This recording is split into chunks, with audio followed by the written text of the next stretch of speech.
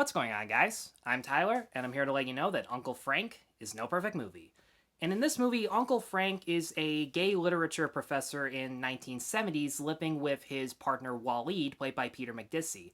And the night after his niece, played by Sophia Lillis, who is one of his students, finds out about his relationship, they discover that their family patriarch, Stephen Root, has unexpectedly passed away. So the three of them travel from New York to South Carolina to attend the funeral, which only aggravates Frank even more because, long story short, his father, Stephen Root, knew that Frank was gay, and it led to a very, very tragic past that, not gonna lie, I was really excited to check out this movie just because I am a big fan of Alan Ball as a writer. I love his show 6 Feet Under. I love parts of True Blood back before things were really getting stupid, but I'm not gonna lie, I was a little nervous going in nonetheless, just because I had seen a couple episodes of Here and Now, his last TV show, and wow, talk about a departure from his previous works. He was very he had all of the inclusion and diversity that people ask for nowadays, but he didn't have the political correctness in something like 6 Feet Under or True Blood.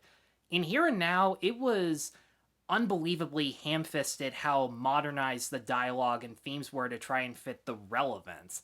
It felt like he had changed significantly as a person over the years and as a result as a writer, which, I mean, it happens and it's his choice. There's not much I can do about it. It's just gonna be less entertaining to me personally. And not gonna lie, even though by all accounts this is technically a good film, the actors all do great work, the cinematography is nice, the direction's well done, the script does feature some unpredictable and heartbreaking moments. I just didn't really feel heartbroken as I was watching this movie. But as per usual, I'm going to stick with all the positives. For starters, this is easily one of Paul Bettany's best performances. So good that Paul Bettany should really start watching his own damn movies in order to realize that. He said in an interview somewhere that he doesn't watch his movies because he spent months working on them. He knows how they're going to turn out. I find that ridiculous because direction and editing can make a whole new perspective on that. But regardless, I loved seeing how subdued his facial and verbal mannerisms were when he's trying to suppress a lot of deep and hidden pain. He and the majority of the actors in this movie are actually very low key in their line deliveries, lots of whispering and simple conversations that don't really have any loud volume to it. It added a little bit of authenticity to the drama within this movie, but as he does go on this road trip with his niece and his partner, he becomes visibly louder and facially more emotional because this is bringing back a lot of painful memories, memories that he doesn't want to revisit unless he has a bottle of booze along with him. But at the same time, he has this opportunity to bond with a niece that he respects and admires, but doesn't really know that much about. And when she starts asking about him personally, he acknowledges that she's only asking him what it's like to be gay because she wants to know. She wants to know him as a person for once.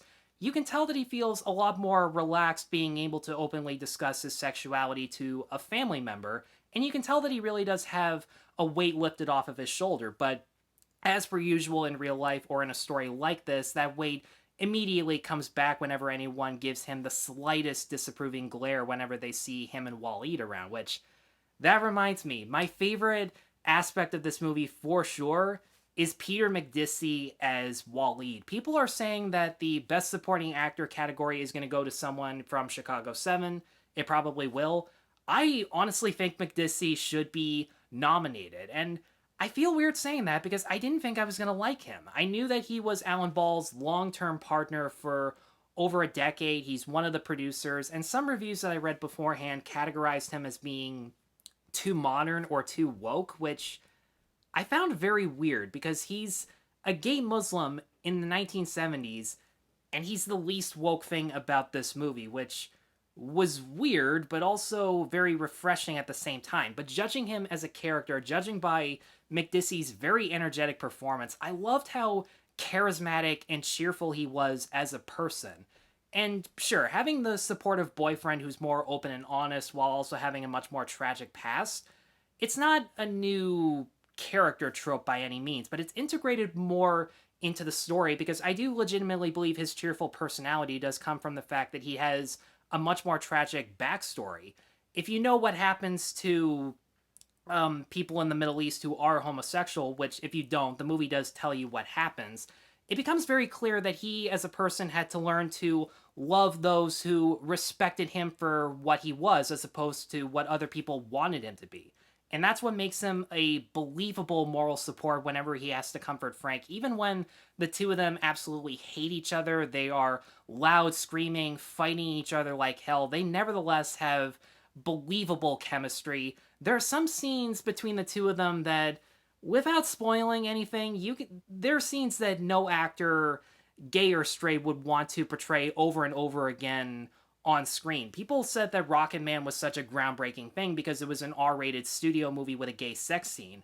The sex scenes in this movie are not very long, but they still put the ones in Rocket Man to shame because they're much more frontal, but at the same time, they also portray them as being a normal sexual relationship because that's exactly what it is. I can't believe that people still have to be reminded of that, even people who are supportive of gay rights. But nevertheless, Paul Bettany and Peter McDisey had such believable chemistry that I really wanted to see a movie just based on the two of them getting to know each other and forging a beautiful relationship. That was something I really wanted to see from the movie that I didn't get. And there's more stuff that I would have preferred to have seen in this movie, and I'll get to that in a second. But as far as direction goes, Alan Ball, this is his second film. He's primarily directed episodes of 6 Feet Under and True Blood, and this movie doesn't have any of the surreal, kooky imagery that you would expect from him, and if you're a big fan of his, you might be disappointed by that. It's a very straightforward film. It has a lot of typical shot reverse shot techniques, but I think Ball was a lot more interested in capturing fantastic performances from great actors on screen, and on that end, he does succeed. And that's not to say there isn't really a visual style to it, because the cinematographer, whose name I'm not even going to try to bother, I'll put his name right up here because he really does deserve to be highlighted. He does a really good job at portraying the South in such a more lush, bright, and vibrant, colorful way. Green looks very good in this, and whenever you see green in a movie that takes place in the South, it usually looks it looks more brown than it does green. And something that I really noticed during the more intense conversations during the film is that sometimes actors in the foreground are in deep focus, but everything in the background, trees especially, all have this blurred out effect that kind of look like brush strokes on a painting. And it actually did look very nice. So I really do hope that Alan Ball directs more movies, but I also hope that he directs movies that have a much tighter script, because the script was disappointing to me, as well as the pacing. Uncle Frank is an hour and 35 minutes long, and if I'm being completely honest, it should have been 2 hours long. And if it was, I think I would have cried as much as my mom did, because she sat in halfway, she got very emotional, she really enjoyed the movie, and I'm glad for her. I wish I had that exact same effect.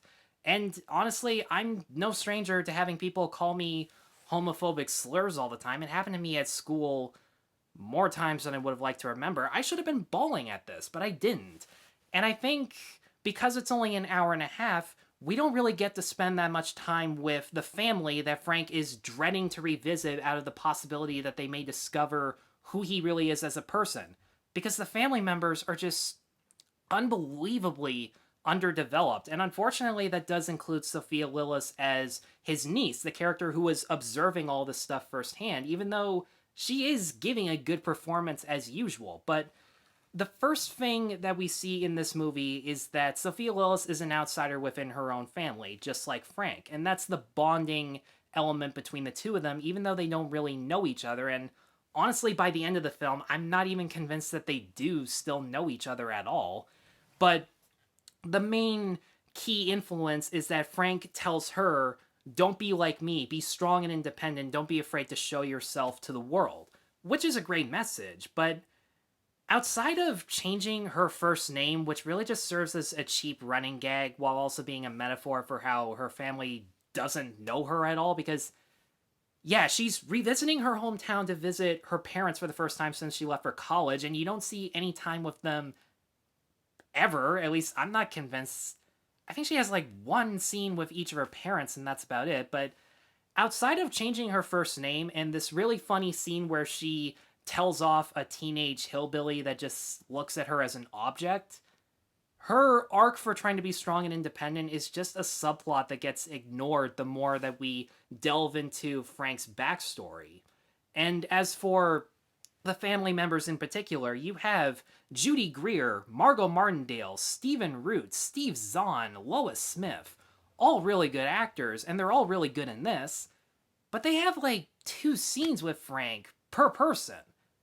And it wasn't even enough. Like, Stephen Root obviously has the most emotional scenes between him and Frank because he's the trigger for Frank's tragic backstory. And I love that there's one sequence where, as Root is disowning his own son for being gay, he's crying at the exact same time because he doesn't want to say this stuff to his oldest son, whom he shares a name with. You can tell that he is only saying this because he doesn't know what else to say.